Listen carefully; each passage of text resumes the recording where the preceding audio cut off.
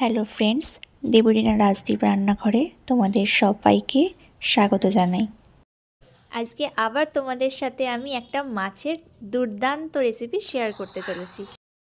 রেসিপিটির নাম হলো সর্ষে ও পোস্ত দিয়ে সরপুঁটি মাছের ঝাল। এর জন্য প্রথমেই মাছ নিয়েছি 250 গ্রাম এবং মাছটাকে ভালোভাবে কেটে ধুয়ে আঁশ ছাড়িয়ে নুন মাখিয়ে রেখেছি। এবার কড়াইতে সর্ষের তেল দিয়েছি। এবার অল্প একটুখানি হলুদ গুঁড়ো ছড়িয়ে দিয়েছি ওই তেলের মধ্যে। এবার তেলটা গরম হলে আস্তে আস্তে মাছগুলোকে একে একে ভেজে নিচ্ছি। সবকটা মাছই আমার এক এক করে এখানে ভাজা হয়ে গেছে।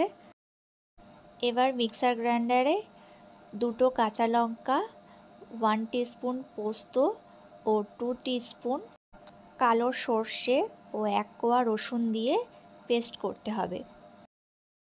এবার ওই মাছ ভাজার তেলের মধ্যেই কালো জিরে 1 টিস্পুন ফোড়ন দিতে হবে।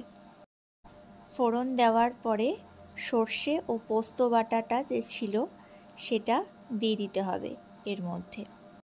তার সাথে 1 চামচ হলুদ ও পরিমাণ মতো নুন অ্যাড করতে হবে। এবার এটাকে হালকা কষিয়ে ওর মধ্যে একটা গোটা টমেটো ঘষে দিয়ে দিতে হবে। কষানোর পরে ওর মধ্যে দিয়ে যে কাঁচা গন্ধটা বেরোয় সেটা চলে গেলে 1 মগ জল দিয়ে ভালোভাবে নেড়ে চাপা দিয়ে দিতে হবে।